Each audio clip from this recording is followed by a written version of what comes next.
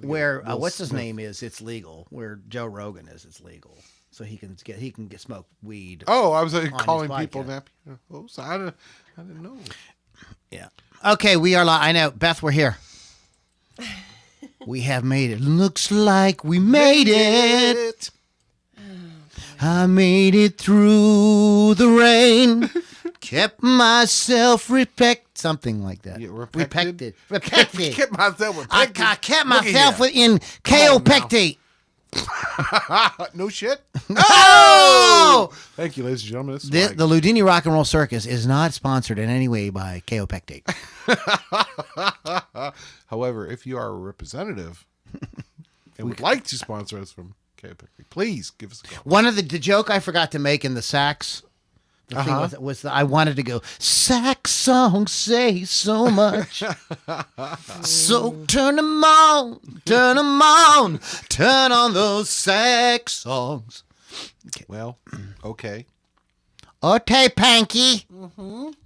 Hello. Oh, Lord. Hello. Uh-huh. Okay, I started to do something and then you got sidetracked. I can't find I got sidetracked. You can't Face find us. boob. Can't find us on side boob. I can't find you on the face boob because there are no boobs on my face. Oh, so sad. We need the intro. Bear with us, folks. We're getting there, guys. Just give us a chance. Yes. Just give us a chance. John Fox is doing. Oh man, that's right. I got to record that stuff for him. I keep forgetting. Don't forget. He's gonna yell at you. He wants me to play on something. Make a note of it and check it twice. Well, we're trying to go live, guys. I'm not sure why it's not showing. Why we're not showing yet? According to Restream, we are live. Hello, is it? That looks like I'm live to me. Lily? There it is. Go back. No, that's you talking by yourself. As he often does. And I've been talking to myself. Oh. Well, I'm not sure what we should do. Hey, no. I'm not seeing any Do you have us anywhere else on Facebook? I could just go there for now. It should be on the Rock Rage Live thing too. Let's go to Rock Rage Live. If this isn't going to work, I'm going to stop this stream. I tried to do this through an event, and it's not working. It's being dumb. D-U-M. D-U-M. Well, that's misspelled. It's two M's. There's two M's. Come on. Okay. Come on now. What I'm doing now is I'm just going to get out of it. I want to start a new stream. Okay. End stream. Yeah. Okay, guys.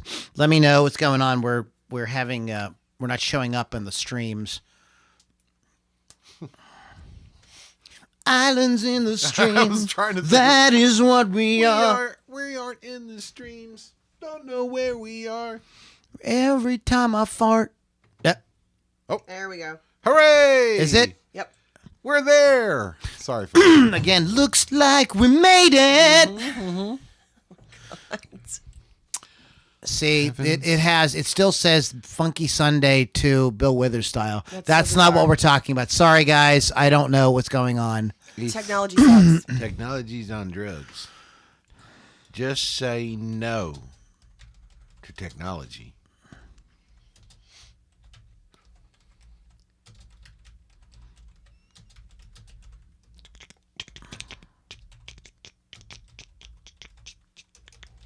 I've not been able to spell fighter ever since this whole thing started. I'm spelling fire. You're cursed now. I was like fire, or sometimes I put the T at the very end. Yeah, I hurt.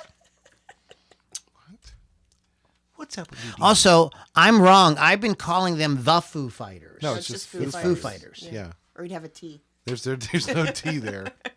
And I think a lot of people do that, though.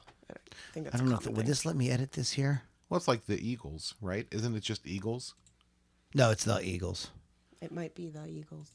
Oh, there's another band that is like, oh, it's not that. I would never listen to the fucking Eagles. Lies. Dude. I want to do this. Since we're late, we're just go totally late. So everybody just chill out. Everybody get yourself something to drink. We have to Sometimes fix a couple of things here. Sometimes technology is hard. It's all the times. I'm sorry your life turned out so hard, Eugene. Copy Yeah. and bloody fucking paste it. Questionable. What? It says Eagles and not the Eagles. See? So I don't know. I don't know the rules anymore. I I quit. don't know. You know, I never realized Yes. Keith Hawkins and Taylor Hawkins. I never Right. put it together until Keith texted me. Yeah. Taylor Hawkins, Dave, Grohl, Is that how you say that? Grohl, Groke? Oh, jeez. and Foo. And Foo. We'll just say in Foo. And Foo. There you go. Foo for thought. Foo for thought. Okay, now that looks more like what we're supposed to be doing. Okay. There you go. So, guys, and then YouTube has the completely wrong thing. So That's all right. They'll get so over if you're it. watching on I can't YouTube, go and change them all. There's just no. with no time. We'll be here for There another is 20 no minutes. time. I said good day. Good day. You lose. You get nothing. Raven and Wolf. Yes. Wolf and Raven. Raven and Wolf. Okay, hey Ricky, what's up? Rockin' Ricky. Okay. All right, I think we're good to try to make something happen out of this madness. This is a fucking We mess. tried. I mean, I've never had a more fucked up podcast. It's still early. Actually, I think that every week. I swear, like the last 3 or 4, I was like, man, I'm not even posting these things. I was like, these are terrible. And then you came over the other night. We were howling, we were cracking laughing. ourselves up listening. It was good. But there's some stuff I want you guys to do, so we'll talk about it after. I have some ideas. finally. You're gonna love it. Is it dirty? Am I going to love it? This will help more once you get back online soon too. But I think we can start it even without that. Okay. So I got some good ideas. I think it'll be really fun. So how's everybody doing? Okay, we're gonna get the party started. I promise. We just had a little glitch in the matrix. Heard. Okay, I think. Check. Well, here we go. Let's just do it. Yeah, I kind of Who just need to cares? start, and we'll have to kind of fix it as we go along. I'm gonna, You can do it. I trust you. Here we go. Check. In 5, 4, 3. On this week's Loudini Rock and Roll Circus podcast, in honor of the passing of Taylor Hawkins, we're going to tell you everything you always wanted to know about Taylor, Dave, and the Foo Fighters. You're listening to the Loudini Rock and Roll Circus, changing rock history one podcast at a time.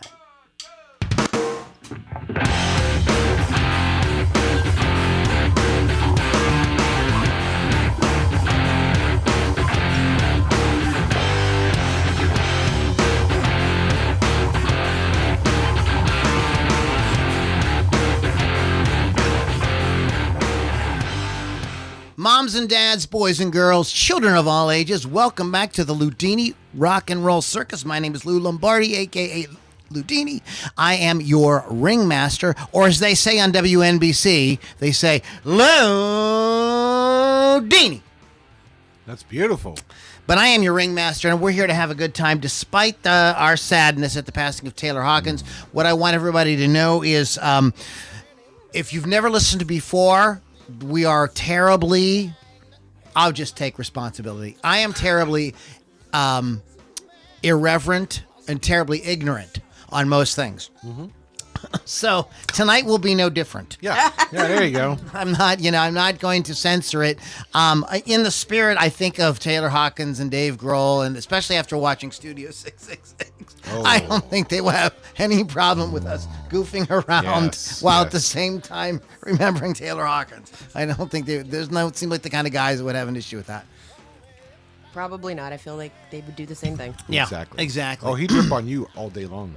He would. But anyways, guys, it is the Loudini Rock and Roll Circus where we bring you great music content every week. We pick an interesting topic, go around the room, talk about it, mix it up with the live audience as well. Sometimes share some cool indie music that you maybe haven't heard before. So check it out. By the way, speaking of music, the music you're hearing in the background is original music by me, Lou Lombardi. And you can find out more about that at loulombardimusic.com. So visit that. And that also gets you access to our private Facebook group where we, as I was saying before, get to mix it up with the audience during the podcast. Shout out to Wolf's Customs, wolfscustoms.online, or just find them on social media. Why would you want to do that? Because you need custom artwork on your musical instrument. It's totally sweet when you're up there and you got a really badass looking guitar because Chris Thunder Wolf Dotson at Wolf's Customs, put this really awesome paint job with this great artwork on it. So check them out. They're cool. They're cool folks. They've been supporters of the Loudini Rock and Roll Circus for a long time, and we do appreciate them. And speaking of supporters of the Loudini Rock and Roll Circus, there is rockrageradio.com, which is a 24/7 totally free rock music radio station. And you just get it through the app. Go to rockrageradio.com, download the app, totally free, and you can just listen to great music content like this show right here, as well as a show you may have heard of called Hot Licks with Lily Six. With me. And speaking of Lily Six, we are honored to always have Lily, a member of the Rock Rage cast here with us as well. So we've got Lily V6 from Rock Rage Radio. What's up, Lily? What's up? How's everyone doing? I'm tired. I'm on a 5-day bender. So there's nice. that. Well, if you're going to There's a band something, name, 5-day Bender. 5-day Bender. What did I... Oh, you know what band name I thought? I was watching South Park while I was eating dinner. Oh, boy. Yeah. And Cripple Fight. Where Timmy and Jimmy fight. That was really good. Oh, man. That... that's a really good episode. It's like cool. really good. That's the one where Big Gay Al is the scout master. I don't watch it, so I'm not familiar with what you're talking about. It's Sorry. crazy. I tried. I couldn't. Yeah. In any case, we're not talking about South Park. Well, we might. We'll talk about it. Yeah, we talk about everything. We'll probably circle back to South Park. There. So, anyways, we are going to be honoring, we're honoring, of course, Taylor Hawkins, drummer for the Foo Fighters, and we're going to kind of we have some backgrounds and bios and stuff like that, right, Lily? Yeah. So we want to just kind of give, kind of talk about it because it's, we all liked the band. We all thought Taylor was a cool dude, and so, what do you expect? Part of what else would we do? Part of the Rock Nice Guy Band. Yeah, exactly. And this is also one of, as I was writing the email today, I apologize. I wanted to get it out sooner, but I was thinking this is the first time that we've been on top of something as it happened. Yeah. Usually we're like, oh shit, we didn't mention that really thing that happened. Right. And I am proud of myself, though. We did not do a show in the Rock and Roll Hall of Fame this year. So, hey, there you go. But in any case, so we got to I was like, oh, so this is kind of cool that we get to we're actually on top of something for once. Mm-hmm. We're not the most organized. Yeah, No. we all have a lot going on. But let's talk about it personally for a second. Kevin, Pittsburgh Kevin is here. Hey, everybody. Of course. I'm here. So where were you? What were you doing when you heard? Well, I was at work and missed a call from my daughter, and we'll usually text, so I know if I get a call from her, it might be something important. Called her back, and she goes, number one, I'm fine. I'm like, okay, good. I'm good. All right, good. What a way to preface. She goes, but Taylor Hawkins died. And thank God nobody else was in the restaurant because I literally screamed. Oh my gosh. I literally screamed because the Foo Fighters are my spirit animal. They really are. They got me through some really tough times. And So, I actually left But did work. it get you through some hard times? That's what you're for. Oh, here it is. Hey, baby. Yeah, I actually left work a little early. Do not make me go all Will Smith on your ass. Will, stop. Come on, help me out here. Oh! Just got the shit slapped out of me by Will Smith. But anyway, my daughter and I, we're both big Foo Fighter fans, and within 5 hours of learning of his passing, we both had the Foo Fighters tattoo on the back of our necks. That's a true fan. That's a true fan. Yep. Cool. Yeah. Lily. I'm pretty sure I woke up and saw it on Facebook, so I'm pretty sure I was just in my living room. But I'm not like a diehard Foo Fighters fan. I do love the band. It was sad. I'm always sad to hear when a musician passes, especially at a young age like that. So it was pretty devastating. So I was listening to Foo Fighters the last couple of days because of that. Like I said, it's not typically my go-to. I do like them. I don't love them. Like, I'm not like crazy for them. Yeah. But, you know. I would say I'm with Lily in the sense that, like, I think they're a great band, and I think Dave Grohl is just like, I mean, he's like, you know, he's just like the definition of like cool, you know. Yep. I became aware of Taylor Hawkins. This is a kind of a two-part story. First of all, I was out at the Montour Trail running, and I told Spotify, like, you can make a radio station from a song. It'll say, like, you want to make a radio station out of the song. And I said, yeah, do that. It was some song that I liked. And I was just like, I wanted to be surprised, but I wanted something in the wheelhouse of Right, what you want to listen to, sure. And so I was going along, and I heard a lot of good music that day, but I heard It's Not Bad Luck by Taylor Hawkins and the Coattail Riders. And I was like, I stopped and like added it to my favorites. I'm like, damn, this is a really cool song. Taylor Hawkins and the Coattail. And didn't think about it. Right. And 6 months later, I was talking to Keith about something. He's, you know, Taylor Hawkins from the Foo Fighters has his own band. I says, really? Yeah, Taylor Hawkins and the Coattail Riders. I'm like, that sounds really familiar. I'm like, yes, that's that. You know. So I didn't really put it together who he was at that time. But how I heard about the death of the passing of, you know, we don't say, you know, death. You know, we don't say the croaking of. Right. We have these certain words that Nice, are very euphemistic. very, yes. Yeah. Anyways, Passing. when I heard, here's how I heard it. Here's what I was doing. You're not going to believe this, but I swear, I got my right hand up. Yes, I so solemnly swear. I was watching. The last 10 minutes of Studio 66. 666. 666. Yes. I'm sorry. Studio 666. I was watching the last 10 minutes of that, and I got a text from Keith. Wow. The other Hawkins. crazy. The other Hawkins, the other drummer Hawkins, yes. Who's also a drummer, by the way. And I was like gobsmacked. I'm like, oh my God. I'm literally watching this. I'm literally watching Yeah, this. I'm watching, yeah. And it's a goofball horror comedy. I still have to see it. And you know, I don't even know how good of a goofball horror comedy it is. The acting is just absolutely some of the worst acting I've ever seen in my life. But nonetheless, you know, now I'm like really kind of conflicted as I'm watching it. I'm like, well, you know, I was like, oh, you know, I probably shouldn't watch this now. And then I was like, yeah, but I want to see what's going to happen. And I said, well, it's time and it's late at night, and I It's want to okay. know. So I finished the movie in kind of like an awkward feeling kind of place. Like, and it was very bizarre because if you guys, like I said, if anybody, I don't know if anybody in the audience, has seen the movie. Has anybody seen it? I'm looking at the comments. I don't see I'm it. just seeing anybody talking about that.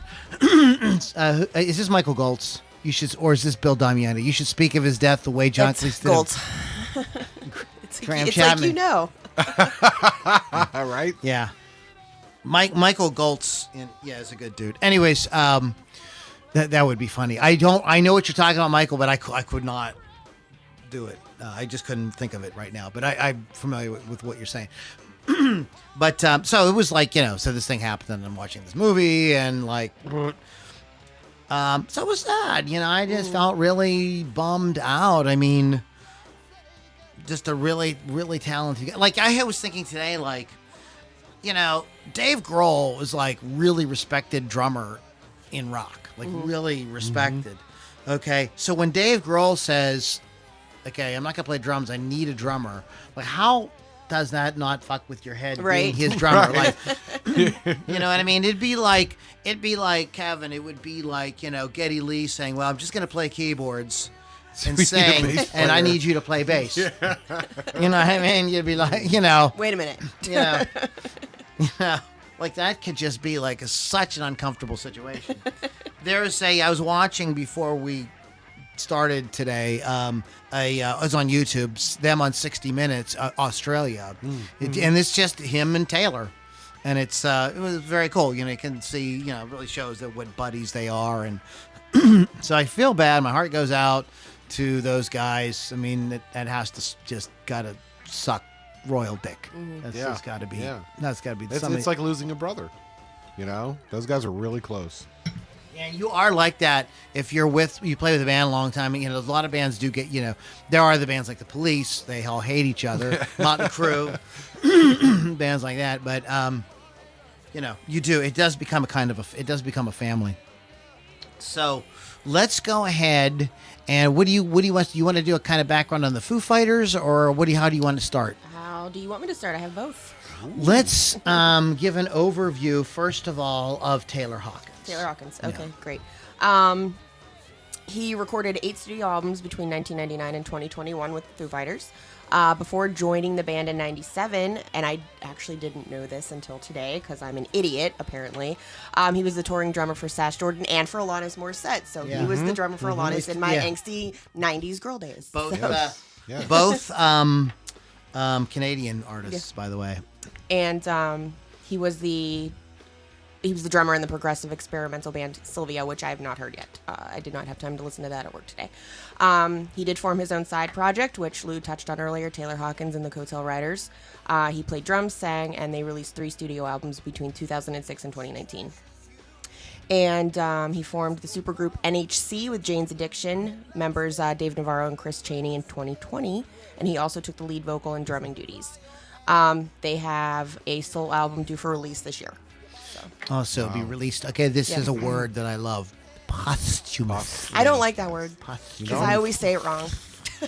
Like he's doing. Yes. You have to sort of spit. Well, that's what it is. You purposely mispronounce it, then people think you're just being funny. Yeah, well. Clean off your mic there. There you go. I foiled my mic. Yeah, you did. Well, Hawkins is also an occasional studio session drummer, recording with Elton John, Miley Cyrus, Glenn Campbell, Perry Farrell, Stevie Nicks, Coheed and Cambria, which I know you like. I don't know why that's making that noise. Pink / Bob Mould and Eric Avery. Pink / That's a band name. There's a band name. All girl band. He was inducted into the Rock and Roll Hall of Fame in 2021 as a member of Foo Fighters. And he was voted Best Rock Drummer in 2005 by the British drumming magazine Rhythm. What's cool about Rhythm magazine is he also was a guest editor on one of the issues. And he got to interview Phil Collins, Stuart Copeland, and Roger Taylor for that issue. And those are 3 of his influences. So pretty cool stuff. Cool shit. And I have a whole bunch of other stuff that I didn't know if we wanted to get it all out in the open right now. Wow, do you want to get it all out in the open? Please. Right. Please. It's kind of crazy what you're saying. Wow. Well, let's yeah, I was he was I knew he was you had more than I did. I knew he was the drummer for Alanis Morissette. I didn't know he played with Sash Jordan. And I do know that he did, and I couldn't recall all of them, but I did know that because of his fame with the Foo Fighters and the respect he was getting, that he was guesting on other artists. Yeah. Very cool. You would request. Speaking of requesting drummers, and this is like, man, before Foo Fighters became like actually Foo Fighters, there was a Tom Petty and the Heartbreakers were having a falling out with their drummer at the time, and they had to play Saturday Night Live. Yes. Yeah. So they went on without their drummer, and they had Dave Grohl. Yes. Great.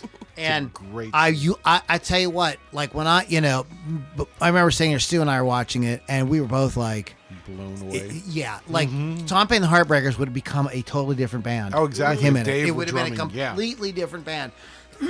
He is like when both Stu and I were both like, that's the drummer I want in my band. Yeah. Like that. He was like, he's the drummer you want. So like on fire. Yeah, I mean, the thing about drummers is they can really change the sound of a band. Like it's so important. This is like why I kind of get arguments with people about Led Zeppelin, like, oh, they could have just got somebody else to play drums. Like drums are like They're the backbone. no, they are like Yeah. I mean, there are so many bands where like if you change a drummer, that band would be completely different. The Who is a good example. They were not the same band with Kenny Jones as they were with Keith Moon, like not even Yes. close. Right. The Police would not be the Police without Stu. Stuart Copeland. Rush would not be I Rush without Neil Peart. Like, Yeah. I mean, you can listen to the first Rush album. That says everything. That's all you got to do. Listen to the first Rush album and the rest of their catalog. Yes. It's like You're right. they're literally not the same Right. band. Right. And so the Foo Fighters are not going to be the same band without Taylor. If they choose to continue, I don't know if Dave will just kind of say, hey, we had our thing, and he's going to, because he is known to play with a lot of other people as Right. well. Right. That's one of those things that Dave Grohl is. Dude, What? Dave Grohl should join Rush. Dude, right? I'm going to start a petition. There it is.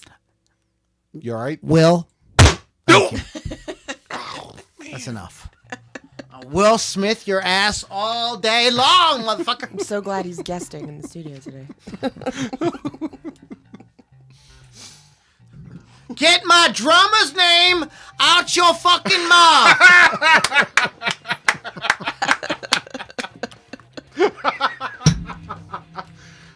You, sir. Wow. That would be hilarious. Dave Grohl calls up right now. Get my drummer's name. Win. Out your Sorry, fucking Dave. mouth. Sorry, Dave. Okay. Yikes. Wow. I knew that like the combination of events in the past few days were going to make a very interesting Holy podcast. We're on knew top of this was two like- current events. I was like, I wasn't even going to look at the Will Smith thing on the internet. I was like, I'm not even going to look at it. But then I thought, podcast. Yeah, there There's you go. probably some We should material look at we this. could use. And it did not disappoint. No, thank you, Will. Thank you very much. Thank you very much. That Dave Grohl dude, like, born in Warren, Ohio. That is very close. Yeah. Yeah, he has family here in Pittsburgh that lived here in Pittsburgh. He has become one of the leading figures in rock today. Moved from Ohio to Virginia when he was 3 years old. The son of a journalist, English teacher, he lived with his mother and older sister Lisa after his parents divorced when he was 6. Grohl's interest in music emerged early. He started out playing guitar, and by the age of 10, Grohl formed the H.G. Hancock Band with a friend. Not long after, he was introduced to punk rock by one of his cousins. In high school, he played a string of punk bands and started smoking pot. What? We're done with this. I'm sorry. Oh. So sorry. I apologize to on. my audience. Just say yo to drugs. Just say when to drugs and alcohol. After dropping out his junior year, he drops out because why? He's smoking pot. Smoking He's pot. on the pot. He's on the pot. He's up there in his room He's smoking the on dope. the pot, listening to punk. The ganja man. He's smoking the dope. After dropping out of his junior year, he joined the Washington, D.C. based hardcore band Scream. Grohl appeared on 3 of the group's albums and toured with them several times. During one tour, Grohl met up with members of the Melvins, the punk band. Oh boy. It was backstage at the Melvins gig that he saw Kurt Cobain and Chris Novoselic from Nirvana for the first time in 1990. Grohl did not talk to his future bandmates that night, but thanks to Buzz Osborne of the Melvins, he did get to audition. Oh, by the way, Buzz Osborne has some fucking hilarious guitar videos on YouTube. he's like a maniac. Really? Like he just looks like he's like a combination of insane and I don't give a fuck. You know, he's if you get a chance, look it up. He has some where he teaches some of his songs. It's like, Oh, wow. it's like no guitar lesson. Like I would pay extra for that lesson. But anyways, he did get to audition for Nirvana a year later. Grohl traveled to Seattle, hoping to become Nirvana's new drummer. As soon as he played for them, both Cobain and Novoselic thought he would be perfect for their band. He was a hard hitter. Yes, he is. Yes, sir. So bright, so hot, so vital. Novoselic said, according to the book Come As You Are, The Story of Nirvana by Michael Azrod. After joining the group, Grohl lived with Cobain for a time. He also dated Jennifer Finch from the all-female band L7 around this time. By the way, L7 is in the movie Serial Mom. Oh, is it really? Yeah, really? the camel toes or something. The camel, yeah. Yeah. Then anyways, so sorry, that's a little squirrel. My ADD's. I didn't take my medication today. It's getting the better of it. Soon, the major labels became interested in Nirvana, offering contracts and large advances. They ended up, the good old days, right? They ended up signing with Geffen Records. Their first release with them with 91's Nevermind became a huge hit, driven in part by the single Smells Like Teen Spirit. While While Cobain handled Lord. Freudian slip. No, I think you're right. Cocaine. I think because of Taylor, right? Oh, We're all going to do a bump. No, no, we're not. an ass bump. Oh, okay. While Cocaine handled most of the songwriting duties, all three band members had worked on the track, which combined elements of punk, metal, and pop. And even some boy, that's very poppy. The video for Smells Like Teen Spirit, offering a subversive take on a pep rally, got heavy play on MTV. In nearly a year's time, Nevermind sold more than 4 million copies. Nirvana, with raw, emotional sound, helped launch what was called the grunge movement. Not which grudge. the grunge. Grunge. I said grunge. Grunge. You said grudge. Grunge. You said grunge. It stays grunchy, even in milk. They paved the way for other bands such as Pearl Jam, Soundgarden, blah, blah, blah. Cobain, we know that he offs himself. Or did he? So this is a little bit. It says that so he puts out this album, and this is what I kind of wanted to get to. It's not really a Foo Fight. It is a Foo Fighters album, but there's only one Foo Fighter, Right. Dave Grohl. Dave. Yeah. And I've seen him interviewed about this and saying that this was just like therapy. Yeah. You know, he felt like, you know, he could. This is the way he grieved, was to go into the studio and there are so many records that become classic records that are done just like Stevie Wonder, Songs in the Key of Life. You know, there's a couple of Prince albums. And so it's really interesting that how it worked out. So I think this is a call, and I'll stick around a good. I do not like Big Me. I'm sorry. I just thought that's the one with the video is a parody of the Mentos commercial. Oh yeah. Yes. As soon as you say that, everybody goes, "What's up?" Oh, Yeah. Yeah. I just was like, meh. Nah. So that's the sort of background on the Dave Grohl sort of story. You want to talk? Maybe fill in some gaps there on the Foo Fighters. I can do that. By the way, this is from biography.com. And there is no author listed. I do like to give credit where credit is due. And I have the links in the show notes and in the Facebook description. So, Facebook. Please go check these people out and, see what you like. Go ahead, Lily. Like you said, the band was founded by Dave Grohl as a one-man project following the dissolution of Nirvana after Kurt Cobain killed himself or however he died, whatever. You mean after his wife put a contract Yes. out on him? Yeah, and then he happened to contract. kill himself because he was so depressed that his wife put a contract out on him, so he killed himself. Yeah. Right. Yeah, he was suicided. The group took its name from Foo Fighter, nickname coined by Allied aircraft pilots for UFOs and other aerial phenomena. Right. Over the course of their career, Foo Fighters have won 12 Grammy Awards, Wow. including Best Rock Album 4 times. Inducted in the Rock and Roll Hall of Fame, like I said earlier. Prior to the release of Foo Fighters' 1995 debut album, Foo Fighters, which featured Grohl as the only official member. By the way, the word debut has a T at the end. Just so you know. Debut. Debut. We should say that.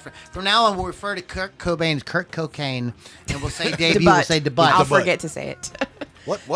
In the In butt. the butt. The band began with performances in Portland, Oregon.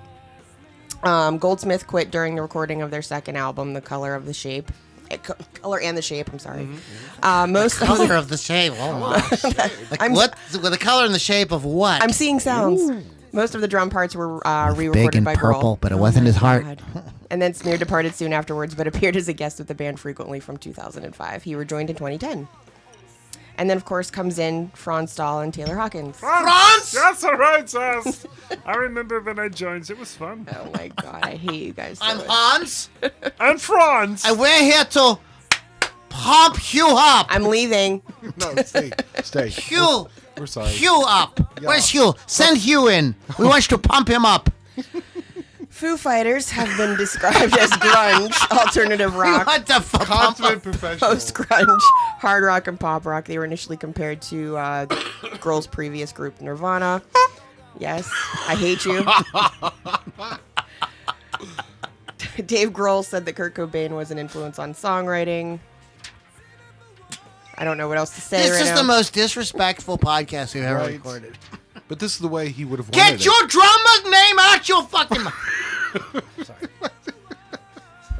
The band members meld melodic and heavy elements. Grohl noted in 1987, "We all love music, whether it's the Beatles or Queen or punk rock. I think the lore of punk rock was the energy and immediately the need to thrash stuff around. But at the same time, we're all suckers for beautiful melody, you know? So it's just natural." Yep. And that's what I have for the Foo Fighters. Yeah, that's the you know, they were very multifaceted. You know, they had that punk thing, but when I heard the Foo Fighter album, I was like, it was you could still tell that it was like there was a Nirvana thing going right. on, but it was like different. Like there was like more. I heard more stuff that sounded like more traditional rock and roll in places and things like that. But the second album that they did was where I really felt they were starting to find like Yeah, who they really exactly. were. Like Monkey Wrench. That was like, I thought it was like, okay, that song is like, I was like, this is real rock and roll. I mean, like you could get up and boogie to this. And you know, super catchy, but super heavy. And I mean, heavy rock in the sense it was not metal, but and I just remember thinking that like it was like, okay, you know, we're still rocking, you know, it's not over, you know. Yep. And they went through, look, they was 23 years, something like that. Yeah. Yeah. I guess at the 20th anniversary, Dave was kicked. Here's what he was thinking about doing was, like he said, well, maybe we should go back and re-record the first album since I did all the parts myself. Let's see what it would sound like with all of us together. And Taylor Hawkins talked him out of it. He said fans will fucking hate that. They want to remember that record. And see, I guess, yeah. I mean, can see that. there have been people that have done that. Okay, like both Styx. And there's another band. There's Styx, and there's a couple of them that went back and re-recorded their stuff with their new singer and stuff Journey like that. did that, yeah. Yep. Yeah. Okay. Oh, wow. And Yeah. and Okay. That makes they do. sense. It gets played on the radio. Yeah. They don't tell you the difference. Wow. They But don't you and te- I can hear it. You can Yeah, kind of we- if you're really listening, you can really hear it, but they don't tell you the difference. And that's because, like, I know that Styx said that they got sick and tired of every time it got played on the radio that Dennis DeYoung got performance. Now he was always going to get songwriting, publishing rights because he wrote the songs, but they were pissed that he was getting performance rights and he wasn't in the band and it wasn't a happy, parting, Right. But fans tend to fucking hate that. And then and Lily, I think you and I have talked about the bullshit that Sharon Osbourne did with bringing the guys to come back and re-record Curse Lakes. Yeah. We've talked about that a lot, actually. And after those guys wrote that shit, and it just was like, I've never heard it. And the fans fucking hate it. I mean, it's got a lot of hate online just for the idea of what they did. Yeah. This was just, and Ozzy has kind of disowned it as well. But in any case, we're digressing a little bit. So that was, I think, the kind of thing that Taylor was kind of concerned that they would be viewed as. Yeah, you know what I mean? that. So it Yeah. kind of cheapens this thing. And that record is important. That first record is important because of the reason why it was created, Exactly. where it came from emotionally for Yeah. Dave Grohl. Yeah. It has that impact on it. You know what I mean? The people felt lost. I mean, when Kurt Cobain died, they really did. I mean, it was- what do you yeah, it do? was a- What do you it- yeah, Huge people were, thing. yeah, it was a huge thing. I mean, grunge was just kind of getting going, and other bands were kind of coming into the thing, and and the industry did what it always does, which is tries to find the replacement. So you had bands like this band gets way too much hate, but you get bands like Bush. I like Bush. I love Bush. What? Anyway. like, I'm Sorry not about typically that. a 90s band fan, but Bush is Yeah, one of them. yeah. You better get my wife's Bush out your mouth. Oh. Would have been better if I didn't fuck up the joke. but- Yeah, right. Well, Next time. We'll This fix is that. for fucking up the joke. There you go. Sorry, You sorry, fix Will. that post production. I never go back and edit anything. I know, right? Why? Screw it. It's so good. Hell with it. One thing I do want to talk about with the Foo Fighters is they this was fun when I read it. They have fun with their tour riders. Oh yeah. Oh, Go ahead. okay. So for those who don't know what a tour rider is, it's like they want the brown M&Ms in the jar and the kind of food they want, and if they want water and coffee, this whole thing. But over the years, they've developed a funny habit for creatively utilizing their tour riders. In 2011, they famously turned the rider for their Wasting Light tour into a full-length coloring book. Complete with amusing activity pages that lightly reminded venues and promoters which foods the band members like to consume. Nice. One page asks the reader to circle items that belong in a salad, hinting that items such as a hammer, a tooth, Richard Pryor, and a UFO are not appropriate. So that's fun. That's the kind of great. band they are. They're a fun, kind of lighthearted rock band. Right on. Another thing I want to circle back to the name for a second because if you think about like the pilots called them Foo Fighters because Americans thought that they were German like advanced aircraft and the Germans thought they were American advanced Right, aircraft. So right. nobody knew who they were really representing or what side they were really from or whatever, what there was really behind them. So it was like kind of a mystery. And if you think about the album, especially the first album, it's like it's all Dave Grohl, but like really who are the Foo Who is it? Yeah, who are the Foo Fighters? Yeah. It wasn't like Dave Grohl. He didn't call the album Dave Grohl's Right. It's like, Rides ooh, Again or mystery. something. Right. Yeah. Yeah. He gave it a band name, but it was all one guy, so it sort of has that same thing. So it's a clever name if you think about kind of what they were doing. Clandestine. You're not sure what's going on. Exactly. And also, the record company was called Roswell. Yes, that is So- true. Would make sense. Ah, see. It just, what is going on? Maybe Dave's an alien. Oh, that's Michael. Yeah, Michael Goltz That's right. put He in wrote a whole thing. wrote a whole thing describing in great detail the Graham Chapman. Did he? John Cleese. Are Bush and Hole related? I just died. I just died, Michael. I heard they were touring together. Oh! Wow. That's beautiful. That's great. There's a band named Bush Hole, I'm still on Pink Slash. Pink Slash, Pink Slash, Bush Hole. Tonight. Civic Arena. Cripple Fight. Cripple Fight. Opening band. Wow.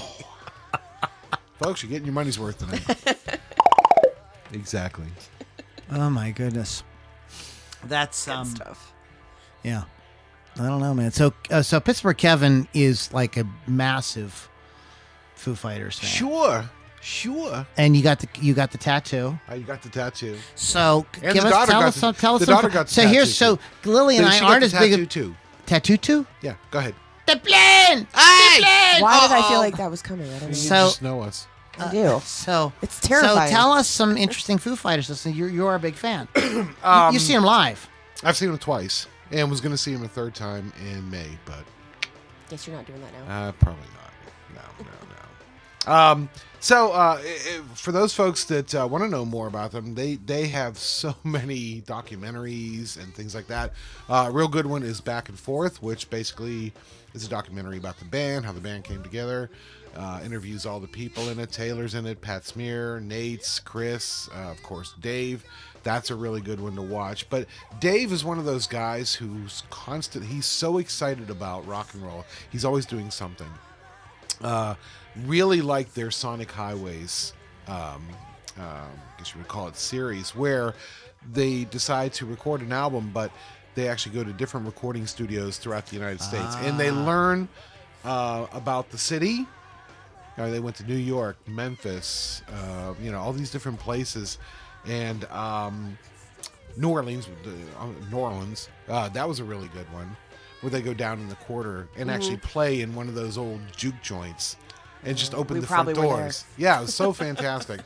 And of course, Sound City, where Dave eventually goes and gets the soundboard, the Neve soundboard. That is a great documentary. That's a great documentary. If you're a Foo Fighters fan or just a rock fan, is check out Sound City. Yeah, that's very good. Very good. And the folks on the local radio station, the one DJ's like, Dave, it's okay to say no every now and again. And we talked about Studio 666. Yeah.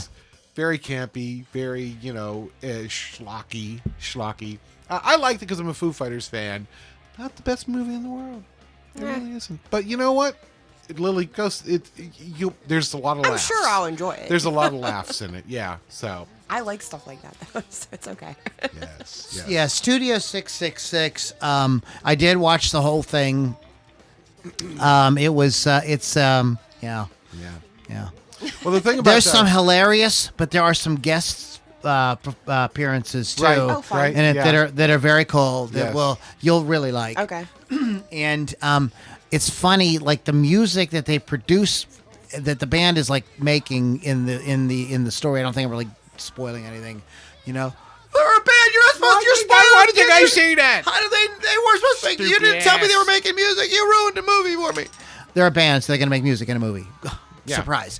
But it is. No.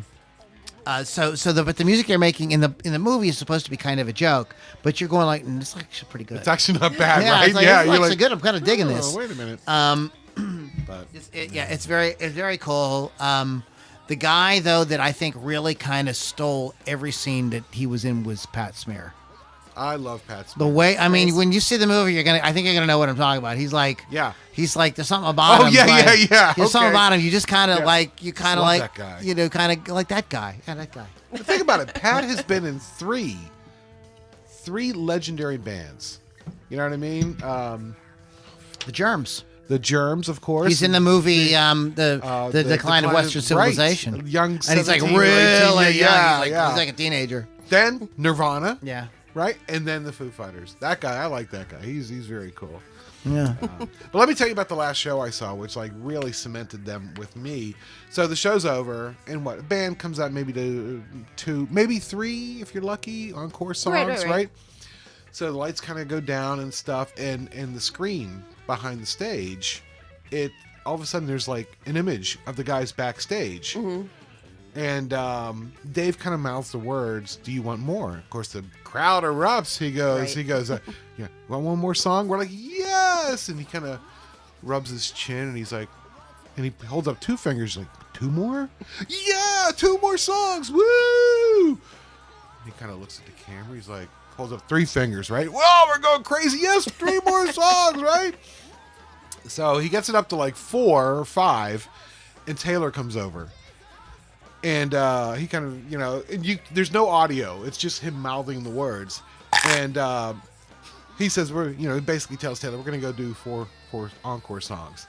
And Taylor holds up 5 fingers, right? We go crazy, right? And it cuts back to Dave. Dave kind of shakes his head like, all right, yeah, we'll do 5, They cut back to Taylor, and he holds up 6. So Dave's now just looking at him. Taylor looks at the camera, holds up 7 fingers. And they cut back to Dave, and Dave mouths the words, "Fuck you." And they came out and did a 7-song encore. You got a second show. Yeah. Oh, yeah, exactly. It was, oh my God. That's awesome. And it's funny because I'd be like, I'm not saying this, I'm too tired. You would. Yeah. Well, that's just it. And the last song was just as energetic as the first song, but it was at the PPG Arena, and basically concerts end at 11. Yeah, that's Right? kind of a thing there. Yeah. No. Like, it was like well past midnight. Wow. And Dave even said, he goes, "We don't give a fuck. We're partying." I'm like, that's very cool. It's very badass. of Yes. Wow. As opposed to some bands that come out and just do 7 songs and that's it. We're done. him. Peace. Bedtime. Yep. Okay, I have something to share. Okay. No, not that. Okay. Mm. 12 little known facts about Foo Fighters. Okay. We know about the name already, so we don't Yes. have to talk about that. We did mention this, but 7 months after Kurt Cobain's death tragically put an end to Nirvana, Dave sat in as drummer for Tom Petty and the Heartbreakers, performing the songs "Honey Bee" and "You Don't Know Jack." When they played on Saturday Night Live after the gig, Petty offered Grohl a full-time spot in the band, but Grohl turned down the offer so he could start Foo Fighters. Yeah, he said hanging up the phone after talking to Tom was just like, am I sure I'm going to do this? Very cool. Yes, we mentioned already that he did. He was a one-man band for the album. We do know that Taylor did play with Alanis Morissette. Yes. We did talk about the tour riders. Yes. Look at that. We know it all. You know all the things. Grohl likes to play with a lot of other bands, and some of the Duh. people he's worked with, including Nine Inch Nails, Queens of the Stone Age, Killing Joke. That's a Monty Python reference. Is it? Yes, it is. There's a really famous skit where the guy make a joke. They like in the military, like it's like top secret. The military makes this Oh, joke, yeah. and like they tell it, and like Wow. the enemies die Yes. laughing. Yes. Okay. Yeah, and like Okay. I don't know how many people realize that band with their name is a Monty Python reference. Garbage and Tenacious D. Yeah. Of course. They have an odd. Did we talk about this? We did not. They have an odd affiliation with Prince. In 2003, Foo Fighters made a cover of Prince's hot song, Darling Nikki. Darling Nikki's really Apparently, Prince wasn't too happy at the time and told the group they should write their own tunes. In fact, Foo Fighters still run into licensing issues anytime they try to include that cover in any official release, which is why it had to be cut from the group's CD edition of cover songs. However, 4 years later, in 2007, Prince covered Foo Fighters' track "Best of You" during his now legendary Super Bowl halftime performance. Then, fast forward another 4 years, Prince decides he wants to make all cover songs illegal. Oddly enough, this was right around the same time that Prince invited Dave to jam with him, a session during which they supposedly did a rendition of Led Zeppelin's classic "Whole Lotta Love." Granted, Prince has always been a puzzling purple enigma, but he seems to have had pretty mixed emotions when it comes to covering his music. So it's interesting. That's weird. But I remember when Prince did the halftime show and he sang that Foo Fighters song. I was like, dude, I thought it was like the coolest fucking thing. That was like one I'd of the ever best heard. halftime shows. Yep. And this is something that Pittsburgh Kevin will enjoy. Yes. The Trini Lopez guitar that, Right. that Dave Grohl plays. If you're fortunate enough to have ever seen Foo Fighters live in concert, you might have noticed Grohl using a sweet blue and white guitar at some point during the performance. He actually plays it quite a bit. Yep. It's in a lot of videos and stuff too.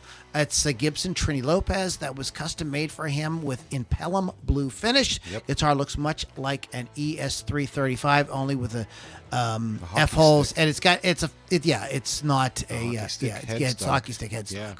Yeah. Yeah. Trini Lopez was an American singer, guitarist, and actor. His first album included a cover version of Pete Seeger's "If I Had a Hammer," which earned a golden disc for him. His other hits included "Lemon Tree," "I'm Coming Home," "Cindy," and "Sally Was a Good Old Girl." She sure was. What? Oh. So I just wanted to give you guys a little bit of, they're referencing Trini Lopez there, and you might go, who in the fuck is Trini fucking Lopez? I know Trini is. Trinity. Not Trinity. Not Trinity, like Not from The Matrix. Right. Although I'd play her headstock. Oh, boy. Wow. Yes. They won't do anniversary shows. They hate that. They don't want to go out and do it's the 20th anniversary of our album. Bands do that. and Let's they go out. through the whole lot. album. Yeah, I saw the Black Crowes. I liked it, but I see where Dave's point of view He is. doesn't want to do what everybody else does. Right. He's never had any formal music training at all, and the Foo Fighters are David Letterman's favorite band. Yes, I did Yep. know that. The Foo Fighters. So, the guy breaks his leg on stage. Right? He says that he didn't feel any pain. He just went to stand up, and it was like sausage. Oh. It's just like It just wouldn't do anything. And he got on the mic. He says, "Guys, I think I broke my leg." It's hysterical. And so they take him off stage and they rig something up and he comes back out and finishes the fucking show sitting down. There you go. So That's like, rock and roll. That's rock and roll. That goes to show you what like a classy dude this is. Another a cool Dave Grohl story I heard, and I'm sure like a lot of people in the business have cool Dave Grohl stories, but Eddie Trunk on his show one time was talking about how they were, I don't know when this was, I don't know, 10 years ago or something like that, but they were trying to get this concert for charity off the ground. It was at some park Oh, I in know the story, yeah. California. I can't remember where, somewhere, I don't know if it was in Los Angeles or San Francisco, or, someplace. And, they had some mid-level bands playing and stuff like that. And Dave Grohl came walking. He just happened to be walking by. He was grocery shopping. He said Or something like He that. said to he saw Eddie and he knew Eddie, so they started talking. And he's like, "Listen, man," he says, "I'm on my way to get milk for my kids." He says, "Let me do that. I'll go run home and get some sticks." He said, "Would it help you out if I maybe sat in? Would they?" No, he said, "Would they let me? Will they let me sit in?" Yeah. Will they? Yeah, Will they let me sit in? And so he did, and before you know it, other people found out during the day that he was there, and it brought more people and some other musicians, and he told him he would help them out next year, and it was just very cool. I never asked for any money or or anything like that. I mean, he's that kind of guy. And that's why we love Dave Grohl. Yeah. The sad thing about Taylor, apparently, this was a drug situation. Yeah. Yeah, he struggled in the past and actually OD'd in London. Heroin, yeah. Yeah. Yep. And from what I understood, he had gotten himself clean, but Not according to Still this. a little dirty. yeah. Little. Yeah, unfortunately. So 10 substances in his system. Wow. I read a really astute post about musicians and addiction by a buddy of mine who he and his name's Bobby Kunkel. He plays with the band Nomad. He's a really talented drummer. Speaking of drummers, he's very good. But he had and I'm gonna sort of paraphrase what he was saying, was that like what happens is this isn't like being a plumber or like I have an auto repair business. Like it isn't like this is like, no, you can't call off sick. Right. You can't go like like I'm tired. I'm having a personal day. Nothing like that. Mental health day. And nothing like that. And you do get psychologically burned out, but a lot of times you're just sick. You know what I mean? And somebody offers you something that not only is going to make you feel better, but make you feel like the best you've ever felt in your entire life. Yep. You're gonna. It's hard to say no to that. Right. Very, very, very difficult to say no to that. And before you know it, that feels so good. You want to keep feeling that way. Yeah. You know what I mean? And then you realize, well, if I take more, I'll feel even better. And so it spirals out of control from there. It's not, So I know that a lot of folks, tend to get, rough with folks that have these issues, but it's a situation. You have to kind of, put yourself in other people's shoes sometimes, right, Lily? Yeah, for sure. For sure. For sure. Exactly. So that's it, guys. Go check out Dave Grohl, the Foo Fighters, and go have a few drinks this week, and get out your old Foo Fighters records, watch some Foo Fighter videos on YouTube. Go see Studio 666. I don't want to say too much about it because I don't like to spoil it for people. You don't know. Go check it out. So Dave Grohl, Taylor Hawkins, rest in peace. We thank you so much for all the great music that you've given us. So we still have some business to do this evening. We are not done. No. Not even close. Wait, No. there's more. Wait. What? Oh my goodness gracious. So what I need here is to go here. Yeah, go there. So Lily, why don't you tell people about your show and what's going on? Sure. My show is Hot Licks with Lily Six. It's on Thursdays on Rock Rage Radio. You could go to the website, rockrageradio.com, or just download the app for free. Like Lou said earlier, it is 24/7 music and interviews and all kinds of good stuff. I have a lot of really great interviews coming up. I don't want to spoil anything, so just listen in on Thursday, 6 o'clock. Cool. Okay. Sounds good. Let me pause this real quick. And we have to shh on that because I need a different atmosphere for what I'm about. Oh no. Okay. So it is time once again. Yeah. Lyrics with Loudini. Oh my God. It's like my most favorite time. Here we go. And this song was a request from Bill Damiano. I believe Bill Damiano requested this. I think so. Thanks, Bill. And so we're going to go ahead. I'm going to get a little bit of whiskey. Yes, please do. We should get you a beret. You Raspberry right? beret. Sure. Yeah. Oh. Oh, this is kicked up a little water. It'll be good. You need So need today's water? selection for lyrics with Loudini Yes. Do tell. is Bill's listening in now. I bet he is. for lyrics with Loudini is Barbie Girl Ooh. by the I believe they're like a one-hit wonder. I could be wrong. I Somebody would tell say me. yes to that. Yeah. Aqua, Aqua. See. like Aquaman. Yeah, Aqua. Yeah. And so we're gonna go ahead and present the lyrics for you. Yeah. Now, so let's go ahead and just so it starts out with a spoken kind of thing at the Yep. beginning, Sure. which I might as well go ahead and include. Okay. Okay, and let's make sure that this is not going to be something. This is no copyright. Okay, we don't coipy. What does that say? No coipy. No coipy. No coipy. Right. No coipy for you. Okay. Okay. So Wow. Wow. I'm doing multiple things. I apologize. Those of you that aren't. You're multitasking. Yeah. So it starts out with a spoken thing. I'm going to go ahead and do that as well. This is very, very repetitive. When I listened back to Poker Face, I realized we didn't have to like Yeah, the you repetitive could- thing. Now, yeah. I want to encourage you guys. We don't want to talk over each other. Okay. But whenever there's a pause, if you want to inject a comment or Yes. just laugh or make a groan. Yes. Like whatever, I do. you know, just Very feel well. As you free do. because we noticed too that when we listened back to it that made when those things happened, it made it more entertaining. Us enjoying Yeah. the lyrics along with you. Yes. I Okay. can't. Oh boy.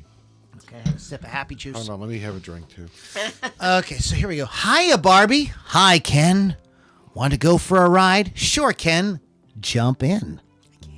Like Mr. Microphone. We'll be back to pick you up in an hour. Nice. Let me get this more in front of me so I don't. Less likelihood. I'm gonna fuck it up anyways, but It's okay. I can mitigate it a bit. I'm a Barbie girl in a Barbie world. Life in plastic. It's fantastic. You can brush my hair, undress me everywhere. Imagination. Life is your creation. I'll bet. Come on, Barbie. Let's go party. So Ken has like it's like a call and response. Right. So Ken jumps in with some stuff. at times. Okay. So, Sure. As you do. Yeah. I'm a Barbie girl in a Barbie world. Life is plastic. It's fantastic. Okay, you press, but we did this. Okay, now this next verse has caused some controversy. Of course. Oh. Okay, so look, if you've never heard the Loudini Rock and Roll Circus before, I would just you haven't figured it out after listening for an hour so far. Like I don't. Politically correct doesn't really mean anything to me. No. Insensitivity, I don't know the definition of. Nope. And if the way I look at it is you take offense. That's how. And you know how to click the button. Yep. Uh-huh. You can always change the channel. So here we go. I'm a blonde bimbo girl in a fantasy world. Blonde bimbo. Dress me up. Make it tight. I'm your dolly. That's dirty. You're my doll, rock and roll. Here's Ken. Okay. Feel the glamour in pink. Kiss me here, touch me there, hanky panky. I used to make my Barbies do it. What?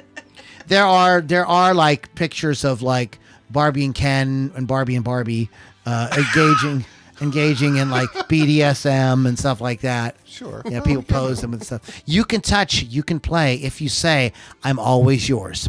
I'm a Barbie girl in a Barbie world. Life is plastic. It's fantastic. You can brush my hair and dress me everywhere. Imagination, life is your creation. Make me walk, make me talk, do whatever you please. I can act like a star. I can beg on my knees. Jump in, bimbo friend. Let's do it again. Hit the town full around. Let's go party. Yes. Wow. It's going to be my theme song when I go out there. And there is a lot of come on Barbie, let's go party and blah, blah, blah. The chorus, I'm a Barbie girl in a Barbie world. Life is plastic. It's fantastic. Repeats several times. And that's pretty much the lyrics. And then the speaking part at the end. Right. Oh, I'm having so much fun. Well, Barbie, we're just getting started. Oh, I love you, Ken. So, See? well, it's true love. So let's Obviously. talk about this song because I knew, I could tell when I read the lyrics that like there's more going on in this song than meets Just, the eye. a Mattel toy. Yeah, there's a little bit more. You know, Wonder what they're there's some talking social commentary going. Now, I did a Google search, and I'm gonna kind of poke a little fun at this article. Bertia Nevada. This is from December of 2020. And the article is titled "The Dark Side of the Wildly Popular Barbie Girl Song." And this is from Medium.com. So Ms. Nevada is really kind of put off with, I'm a blonde bimbo in a fantasy world. Dress me up, make it tight, I'm your dolly. She says these are just a couple lines from the globally famous superhit Barbie girl. If you think this is disturbing, wait till you read the other verses. Controversy. I love it. I'm a Barbie girl in a Barbie world. Life is plastic. It's fantastic. Okay. Well, it's a song about a doll. I guess it's okay if Barbie finds life in plastic pretty fantastic. That's all she's got. You do you, Barb, right? You can brush my hair and dress me everywhere. Imagination. Life is your creation. Yikes. She's singing that you can brush her hair and undress her. I mean, if she's singing to Ken, that's good for her. But seriously, this is the song that millions of, maybe even billions of kids listen to. Little girls chanting, undress me everywhere, mindlessly. Hell no. Okay, so this is somebody who's like really wound, really. It has way too much time. Yeah. But does she know where the Barbie doll actually came from? Because I have a back Oh, well, no, there's no need for violence. I have a back history Sit on down, that. sit down, Will. I'm sorry, Lily, what were you saying? There's a back history on where the Barbie doll actually came from, and it's not clean by any stretch of the Well, what is imagination. it? Tell me. She was So there was a sex toy Yes. doll for grown men called the Lily doll. Yes, I know. Ah, And it was I love it was a Nice. European thing that they sold in sex shops. I'm Yes, serious. that's Look this good, up. yeah. And this is where the Barbie doll idea came from, except for it wasn't a sex doll. It was a doll that you dressed up and made pretty and had blonde hair and everything. But it's actually a very dark background of where the Barbie doll actually came from. I'm just thinking about the Lily doll. Yes, that was her name. It was actually called the Lily doll. Okay, I'm a blonde bimbo girl in a fantasy world. And there we've completely crossed a line. I'm not going to point out why the word bimbo is problematic. Maybe you should, because I don't understand. We can all agree how offensive that is. No, we can't. I don't care. No. I don't. Nine. It's a descriptive word. You know, there are certain words that you say that just completely describe. When you say bimbo, you got the picture, right? Yeah, we know. Right? What We it know is. exactly what you know exactly what it is. Like it's not like, calm down. Simadonna. I mean, Simmer down. Oh, I should have that sound. I gotta simmer I down. still say that. So What? I do say. Come bims on all the now. time. Come on, Nevada. Sound it out. Sound it. Simmer down. Nah. Simmer down now.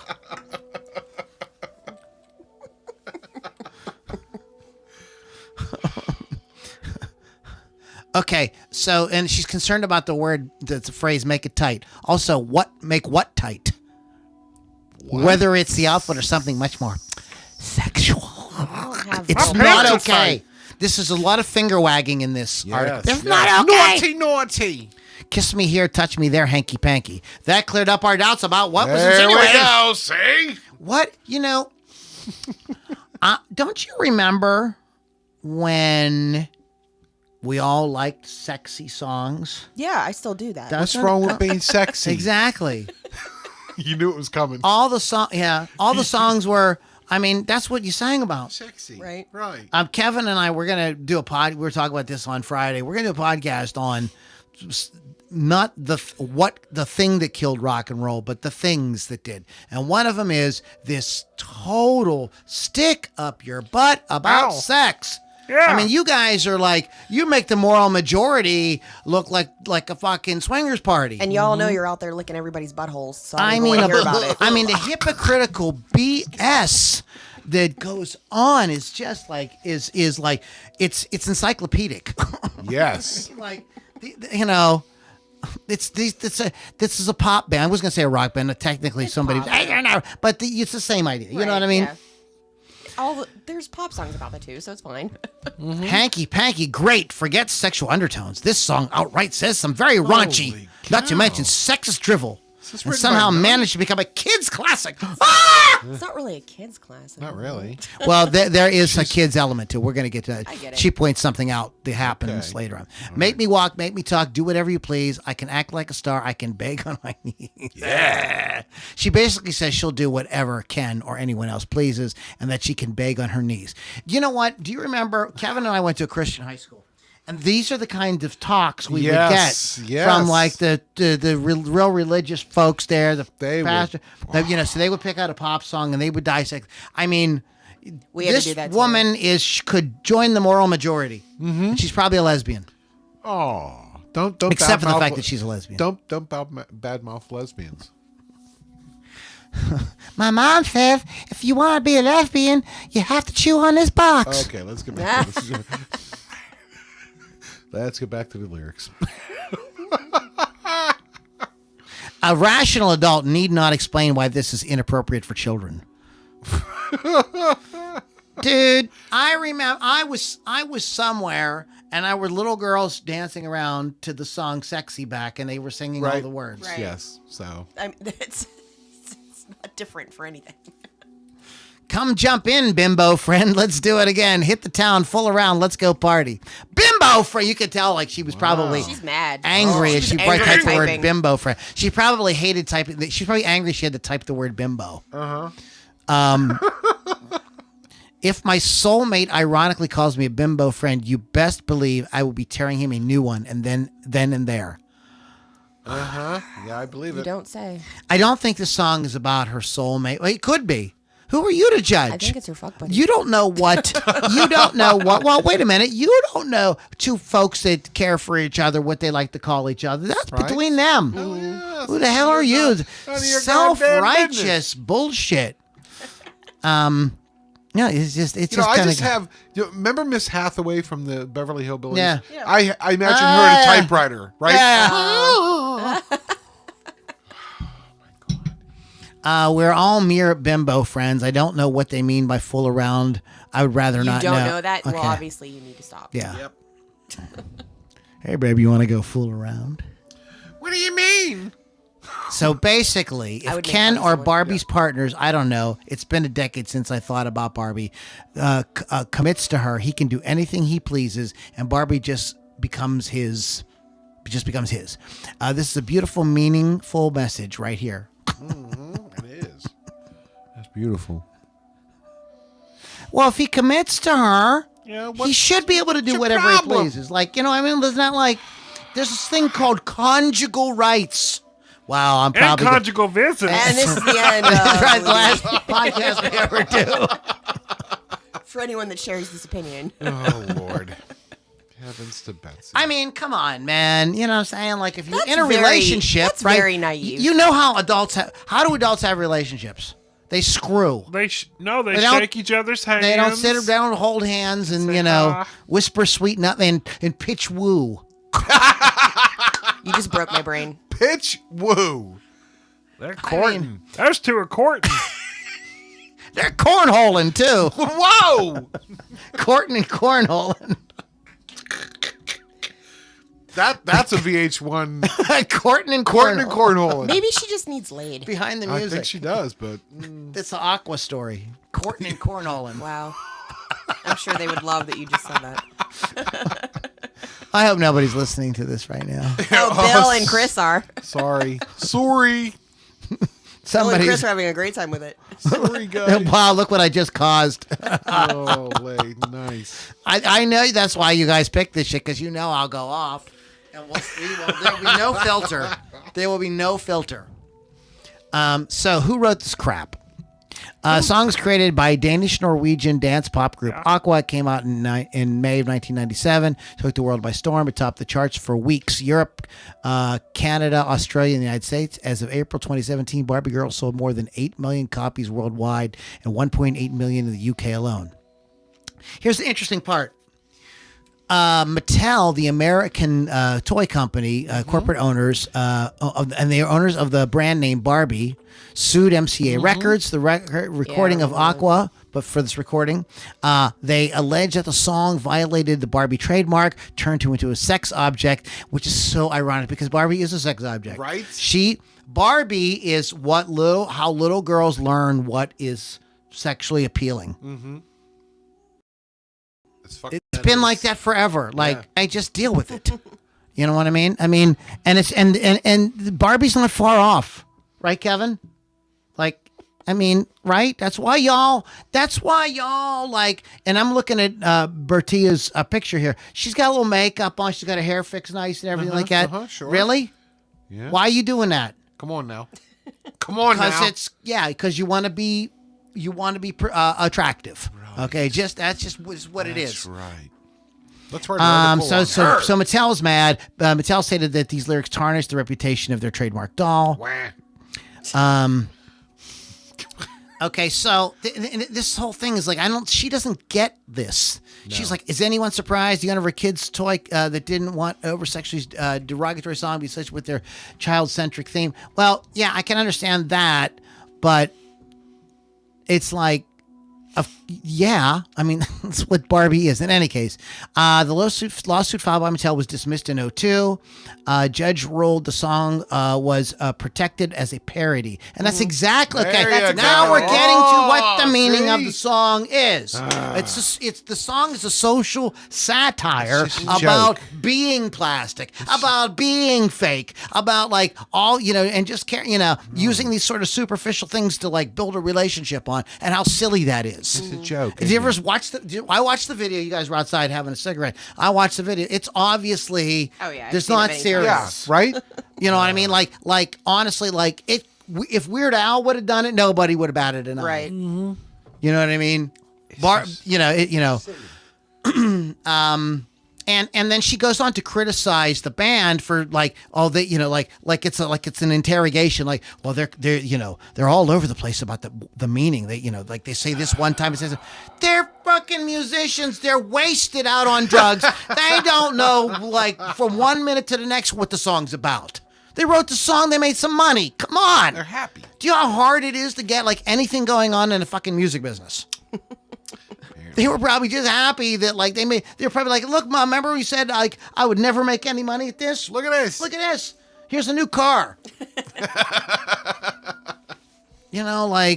Crime on knee. Talk about taking shit too seriously. But eventually, Mattel saw an opportunity. Oh, did they? And they did rework the lyrics and used it. They did a new version. You can be a star no matter who you are. They changed some of the lyrics. And so they took the judge's advice, and just said, okay, this is just parody. Yep. And she goes on to say that she only heard the twisted version. Are you scarred? Here's the. I should have known. I didn't read the byline at the end. This is the Virago. We are a community of strong women who share our personal stories about how we've survived and thrived in our lives. Yes. We share messages to. Now that's great and everything. Yeah, God bless but this insinuation is that somehow this woman was traumatized or something and need to go to therapy over this song. Like, come on.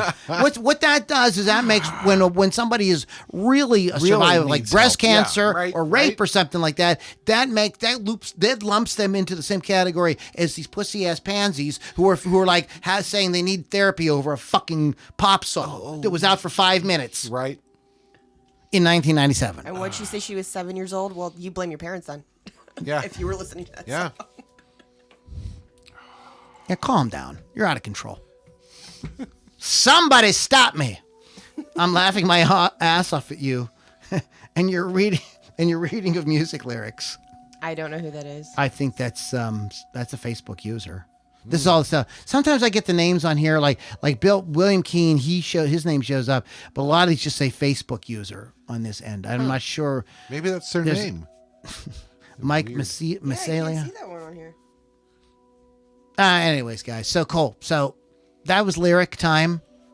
Which was always It's a good time. lyric Yeah, time. with Loudini. So I hope that you guys enjoyed that. That's beautiful. And now it is time for our final segment. Yes. What did the Beatles do? It's called "What Did the Beatles Do Today?" This day in music, or what the And Beatles do. there's the second one is the Beatles. Of course. But we will talk about somebody who predates the Beatles. This is what you know. No, I don't. This is the beginning right here. 1958, Buddy Holly kicked off the first night of a 43-date tour at Brooklyn Paramount Theater in Brooklyn, New York. Alan Freed's Big Beat Show also featured Jerry Lee Lewis, Chuck Berry, Frankie Lyman, The Diamonds, Billy Ford, Danny and the Juniors, The Chantels, Larry Williams, Screaming Jay Hawkins, The Pastels, Joanne Campbell, and Ed Townsend. On most days, the acts played 2 shows. Wow. He was a slave driver, man. It was like you were really schlepping it out in those days. Oh, look, back to back. So we got the Beatles twice. Madame Tussauds London unveiled waxworks images of the Beatles in 1964. First pop stars ever to be honored Really? at Madame Tussauds. 1967, it was a great year. That was the year that I was born. Working on sessions for the new Beatles album, Sgt. Pepper, at the Abbey Road Studio in London, John Lennon recorded his lead vocal for Good Morning, and Paul McCartney added lead guitar solo to the track. Staying 1968, Pink Floyd recorded a performance on BBC Two, the TV omnibus, The Sound of Change show from Barnes Common, London, England. The special, which was produced by Tony Palmer, also featured performances by The Who, Cream, and the Jimi Hendrix Experience. The show was later broadcast in September of this year. This is what was on television in England in 1968. Pink Floyd, The Who, Cream, and Jimi Hendrix. Like, that is must-see TV. Right? I don't know if anybody gets that reference or not. And this day in 1970, Simon and Garfunkel, not Garfunkel Oates, sorry, No. were at number 1 on the UK singles charts with Bridge Over Troubled Water. Ooh. The duo's only UK number 1 hit. Only Art Garfunkel sang on the track, so Paul Simon did not sing on it. Yeah, that was something that Paul Simon talked about, like when he went solo, because Art was the guy with the really big range and everything vocal wise. But look whose solo career Took off. really took off. Led Zeppelin released their 5th studio album this day in 1973, Houses of the Holy, which does not contain the song Houses of the Holy. Magic. The album title was dedicated by the band. Was a dedication by the band to their fans who appeared at the venues they dubbed Houses of the Holy. The cover was a collage of several photographs which were taken at the Giant's Causeway, Northern Ireland. The 2 children who modeled for the cover were siblings Stefan and Samantha Gates. Phil Collins, Genesis, began their first North American tour on this day in 1976 as Peter Gabriel left the band, appearing in Buffalo, New York, with Phil Collins taking over as lead singer. Go Phil! And then he really went on, right? I was in a restaurant Sunday morning, and I'm listening to this song, like it was kind of noisy, and it was Why does it always seem to be me looking at you, you looking at me? Yeah. It's always the same. It's just a shame. That's all. Yep. Yeah. And I was like, damn, we got to do something with Phil Collins and Genesis. We haven't There done you like go. the I Phil don't think we Collins have, Genesis yeah. thing. Yeah, there Maybe you we go. should pick like the 10 Phil Collins Genesis songs that look rock or something like that. On this day in 1981. Oh, what a great year. Yeah. And Yeah. another great year? Yeah, I was down at the roller skate. Blondie started a 2-week run at #1 the U.S. singles charts with Rapture. Wow. I like It that. was the first song to feature rap. Yeah. Well, 81? You know, like on a big hit. Yeah, like a big hit. Yeah. Song U.S. Feature rap lyrics, notably name-checking hip-hopsters, pioneers, Fab Five, Freddie, and the Grandmaster Flash. This day in 1982, David Crosby was arrested after crashing his car on San Diego Highway. Police also found cocaine and a pistol. Oh, pistola. When the police asked Crosby why he carried the gun, his reply was John Lennon. That's you the know best what? part of that story. Gotta give you that. That's probably the best part Gotta of that give you story. that one. Oh, man, Ozzy. This day in 92, $100,000 worth of damage was caused at the Irvine Meadows Amphitheater, California, when Ozzy Osbourne invited the first 2 rows of the audience on stage. Oh. Several others took up the offer, and the band was forced to exit the stage. So, in other words, if you're like tired of We're playing, outta you want here. to leave, just invite the audience Yeah. on the stage. All right, we can go home now. We don't have to do a 7-song encore.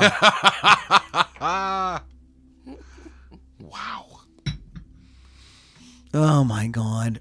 Jimmy Page accepted substantial undisclosed libel damages from a magazine which claimed he had caused or contributed to the death of his Led Zeppelin bandmate John Bonham. Page's solicitor, Norman Chapman, solicitor is lawyer. Yeah, right. It's called a solicitor in England. Told High Court Judge Mr. Justice Moreland. So his name couldn't have been. That must be some title. Maybe I was going to Justice say Moreland has to be his Wow. title.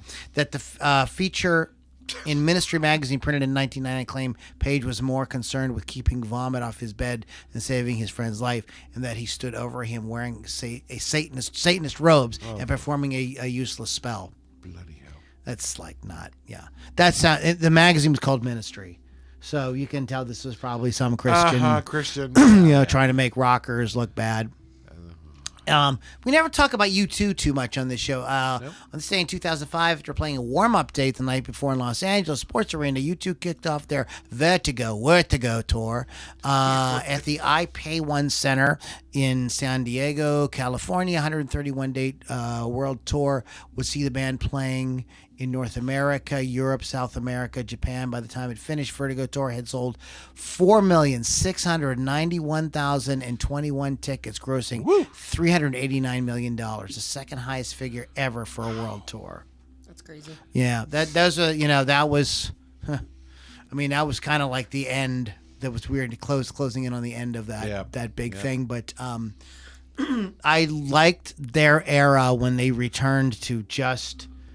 They got away from like trying to be experimental with, like some of the, and they were just like, let's just be U2 and play the write songs and be a guitar, bass, and drum band. And you know what I mean? And those records are really good. Like starting with All You Can't Leave Behind. That's a fan-fucking-tastic album. So is Vertigo. It was, but they settled into like, I think something that fans kind of wanted them to do for a long time. You don't need to talk about that. Uh-oh. Tina Brown. So this was a big story when Okay, it that happened. one's okay. We're not gonna talk about Justin Bieber. No. Don't worry. But this is a crazy. Like this is like the days when rock was about partying and having a good time. And Yes, Tina sir. Brown, the sister-in-law of Whitney Houston, sold pictures taken in her bathroom to the National Enquirer, claiming Whitney had been taking crack cocaine. Oh my God. Wow. This is her sister-in-law. Yeah, that's great. Great. That sounds family. like a sister-in-law thing to do. The picture. The pictures showed drug paraphernalia, including crack smoking pipe. You mean a crack pipe? Cracks. Rolling papers, cocaine caked spoons, and cigarette ends strewn across the surface tops of the bathroom. Wow.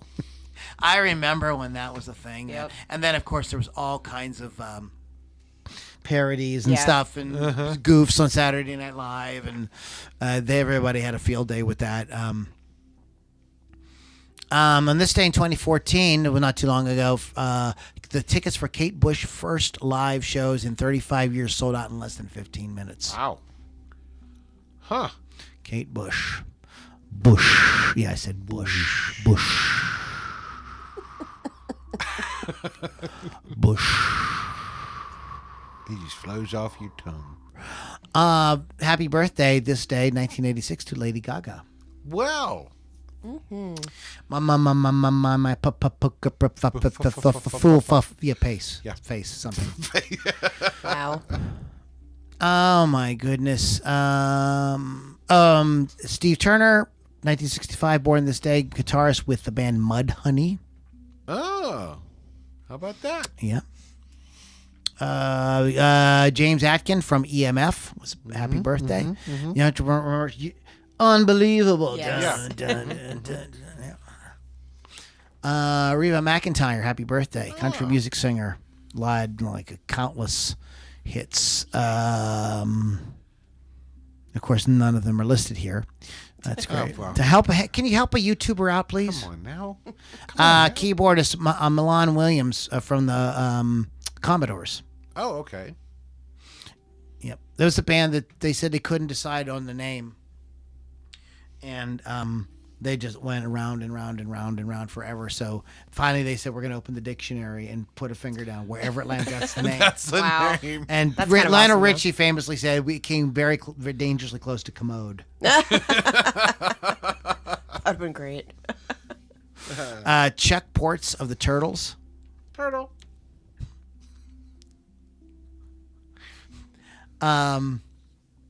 Okay, and Charlie McCoy, who was a session musician, worked with a bunch of people: Elvis Presley, Bob Dylan, Johnny Cash, Chad Atkins, Waylon Jennings, Loretta Lynn. Was born in the same 1941. So that is this day in music. Yeah. I sort of feel like we have so much more to say, but I think we've wrapped it up for. I think so. We did good. I think. Yeah. I think we did okay. I need to. There's this other thing. Another thing? There's another thing playing, and it's going to give me a stroke. No. No. I like how he says it so calmly, though. It's Yeah. going to give me a stroke. It's gonna give me a stroke. Okay, so that was cool. Let's give a. You ever want to do any shout outs or anything before we wrap up? I got nothing. Okay. Nah, me either. So Lily, anything coming up this week? I will be going to Obituary on Friday at the Roxy Inn. Also, Gruesome is opening for them, so super heavy metal You stuff. think? Gruesome. They're not a country band? No, they're not a country band. Easy Oh, listening? and actually, I'm going to the Concert for Peace for the Ukraine. Pittsburgh Oh. Symphony Orchestra is doing a whole concert Very for them, so cool. I'm going to that All right. Saturday. I will. That's what I think of that. Smith.